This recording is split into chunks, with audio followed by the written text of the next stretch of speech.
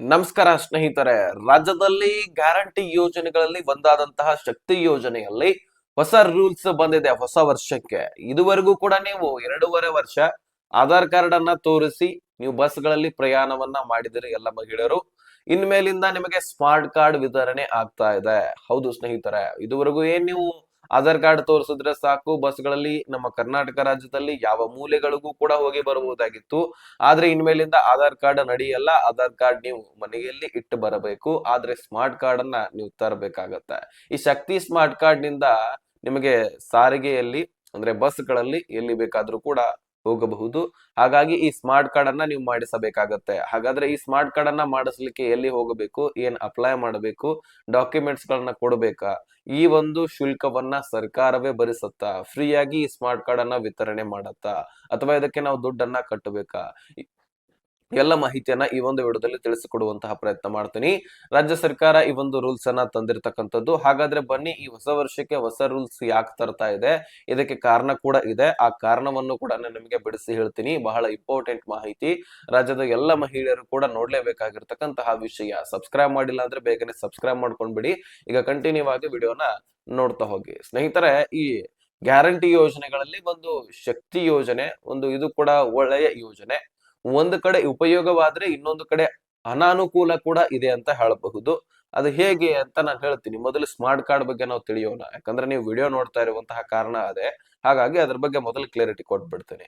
ಈ ಶಕ್ತಿ smart card ಬಂದಿದ್ದೇ ಆದ್ರೆ ಹೊರ ರಾಜ್ಯದ ಮಹಿಳೆಯರು ನಮ್ಮ ರಾಜ್ಯದಲ್ಲಿ ಬಂದು ಅಡ್ಡಾಡ್ಲಿಕ್ಕೆ ಆಗೋದಿಲ್ಲ. ಯಾಕಂದ್ರೆ ಆಧಾರ್ ಕಾರ್ಡ್ ಅನ್ನ ನಾವು ತಿದ್ದುಪಡಿ ಮಾಡ್ಕೊಳ್ಬಹುದು.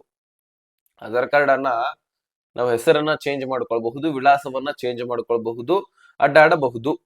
ಆದ್ರೆ ಇಲ್ಲಿ ಶಕ್ತಿ ಸ್ಮಾರ್ಟ್ ಕಾರ್ಡ್ ಕೊಡುವಾಗ ನಿಮ್ಮ ಶಾಶ್ವತ ವಾಸಸ್ಥಳ ಪ್ರಮಾಣ ಪತ್ರವನ್ನ ಕೊಡಬೇಕಾಗತ್ತೆ ಎಂದು ಹೇಳಲಾಗ್ತಾ ಇದೆ. ಡಾಕ್ಯುಮೆಂಟ್ಸ್ ಕನ್ಫರ್ಮ್ ಅಂದ್ರೆ ಇದೇ ಮುಖ್ಯವಾದದ್ದು. ಒಂದು ಆಧಾರ್ ಕಾರ್ಡು ನಿಮ್ಮ ವಾಸಸ್ಥಳ ಪ್ರಮಾಣ ಪತ್ರವನ್ನ ಕೊಡ್ಬೇಕಾಗತ್ತೆ. ಯಾಕಂದ್ರೆ ನೀವು ನಮ್ಮ ರಾಜ್ಯದಲ್ಲಿನೇ ವಾಸವಾಗಿದ್ದೀರಿ ಅನ್ನುವಂಥದ್ದು ಕನ್ಫರ್ಮ್ ಸರ್ಕಾರಕ್ಕೆ ಬೇಕಾಗಿದೆ. ಯಾಕಂದ್ರೆ ರಾಜ್ಯದಲ್ಲಿ ಬಹಳಷ್ಟು ಮಹಿಳೆಯರು ಬಸ್ಗಳಲ್ಲಿ ಓಡಾಡ್ತಾರೆ. ಇದರ ಜೊತೆಗೆ ನಮ್ಮ ಪಕ್ಕಕ್ಕಿರುವ ಮಹಾರಾಷ್ಟ್ರದ ಮಹಿಳೆಯರು ಕೂಡ ಆಧಾರ್ ಕಾರ್ಡ್ ಅನ್ನ ತಿದ್ದುಪಡಿ ಮಾಡಿಕೊಂಡು ನಮ್ಮ ರಾಜ್ಯದಲ್ಲಿ ಓಡಾಡ್ತಾ ಇದ್ದಾರೆ ಬಸ್ಗಳಲ್ಲಿ. ಹಾಗಾಗಿ ಇದರ ಬಗ್ಗೆ ಎಚ್ಚರಿಕೆಯನ್ನ ವಹಿಸ್ಕೊಂಡು ಈ ಹಿಂದಿನ ದಿನಗಳಲ್ಲಿನೇ, ಕಳೆದ ಒಂದು 5-6 ತಿಂಗಳ ಹಿಂದೆನೆ ಈ ಒಂದು ಶಕ್ತಿ ಸ್ಮಾರ್ಟ್ ಕಾರ್ಡ್ ಅನ್ನ ಮಾಡಿಸ್ಬೇಕಂತ ಡಿ.ಕೆ. ಶಿವಕುಮಾರ್ ಅವರು ಹೇಳಿದ್ರು. ಆದ್ರೆ ಈಗ ಸದ್ಯಕ್ಕೆ ಅದರ ಬಗ್ಗೆ ಮತ್ತೆ ಚರ್ಚೆ ಆಗಿದೆ. ಇದನ್ನ ಎಲ್ಲ ಸಚಿವ ಸಂಪುಟ ಸಭೆಯಲ್ಲಿ ಫೈನಲ್ ಡಿಸಿಷನ್ ಕೂಡ ಮಾಡಲಿದ್ದಾರೆ. ಸೊ ಈ ಶಕ್ತಿ ಸ್ಮಾರ್ಟ್ ಕಾರ್ಡ್ ಅನ್ನ ಜಾರಿ ಅತಿ ಶೀಘ್ರದಲ್ಲಿ ತರಲಿದ್ದಾರೆ. ಸೊ ಈ ಒಂದು ಶಕ್ತಿ ಸ್ಮಾರ್ಟ್ ಕಾರ್ಡ್ ಅನ್ನ ನೀವು ಸೇವಾ ಸಿಂಧು ಪೋರ್ಟಲ್ ನಲ್ಲಿನೇ ಮಾಡಿಸ್ಕೊಳ್ಬೇಕಾಗತ್ತೆ. ಅಂದ್ರೆ ಗ್ರಾಮವನ್ನು, ಕರ್ನಾಟಕವನ್ನು, ಬಾಪು ಸೇವಾ ಕೇಂದ್ರ, ಈ ಕೇಂದ್ರಗಳಿಗೆ ಹೋಗಿ ಅಪ್ಲೈ ಮಾಡಬಹುದು. ಪೋಸ್ಟ್ ನ ಮುಖಾಂತರ ನಿಮಗೆ ಈ ಕಾರ್ಡ್ ಸಿಗುವಂತಹ ಸಾಧ್ಯತೆ ಇದೆ. ಈ ಕಾರ್ಡ್ ಸಿಕ್ಕಿದ ಮೇಲೆ ನೀವು ಫ್ರೀ ಆಗಿ ಅಡ್ಡಾಡಬಹುದು. ಅಲ್ಲಿವರೆಗೂ ಕೂಡ ಆಧಾರ್ ಕಾರ್ಡ್ ಅನ್ನ ತೋರಿಸಿ ತಿರುಗಾಡಬಹುದು. ಆದ್ರೆ ಈ ಆಧಾರ್ ಕಾರ್ಡ್ ಅನ್ನ ತೆಗಿಸಿ ಈ ಸ್ಮಾರ್ಟ್ ಕಾರ್ಡ್ ಅನ್ನ ಅಳವಡಿಸಲಿಕ್ಕೆ ಮುಖ್ಯವಾದ ಕಾರಣವನ್ನ ನಾನು ಹೇಳಿದ್ದೀನಿ. ಬೇರೆ ರಾಜ್ಯದ ಮಹಿಳೆಯರು ನಮ್ಮ ರಾಜ್ಯದಲ್ಲಿ ಬಂದು ಆಧಾರ್ ಕಾರ್ಡ್ ಅನ್ನ ತೋರಿಸಿ ಎಲ್ಲಿ ಬೇಕೋ ನಮ್ಮ ರಾಜ್ಯದಲ್ಲಿ ತಿರುಗಾಡ್ತಾ ಇದ್ದಾರೆ, ಪ್ರವಾಸನೇ ಕೈಗೊಳ್ತಾ ಇದ್ದಾರೆ. ಹೀಗಾಗಿ ಸರ್ಕಾರಕ್ಕೇನೆ ಇದು ಹೊಡೆತಲ್ವಾ.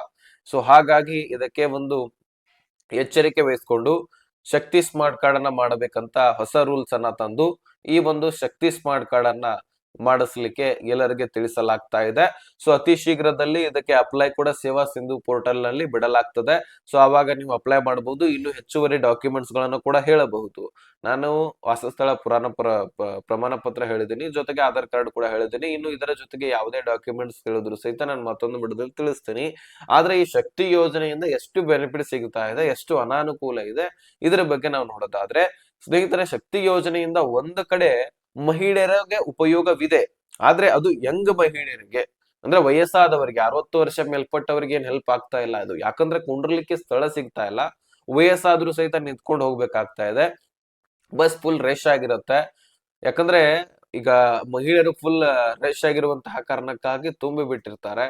ಹೀಗಾಗಿ ಇನ್ನು ವಿದ್ಯಾರ್ಥಿಗಳಿಗೂ ಕೂಡ ಸರಿಯಾದ ಟೈಮ್ಗೆ ಶಾಲಾ ಕಾಲೇಜುಗಳಿಗೆ ಹೋಗ್ಲಿಕ್ಕೆ ಆಗ್ತಾ ಇಲ್ಲ. ಯಾಕಂದ್ರೆ ಬಸ್ಗಳು ರಶ್ ಆಗಿರುತ್ತೆ, ಬಸ್ಗಳು ನಿಂತ್ಕೊಳ್ಳೋದಿಲ್ಲ, ಹಾಗೆ ಹೋಗಿ ಬಿಡ್ತಾರೆ.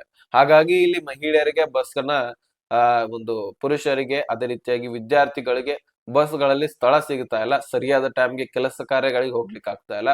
ಸರಿಯಾದ ಟೈಮ್ಗೆ ಶಾಲಾ ಕಾಲೇಜುಗಳಿಗೆ ಹೋಗ್ಲಿಕ್ಕೆ ಆಗ್ತಾ ಇಲ್ಲ. ಒಂದೊಂದು ಸಾರಿ ಎಕ್ಸಾಮ್ ಇರುತ್ತೆ.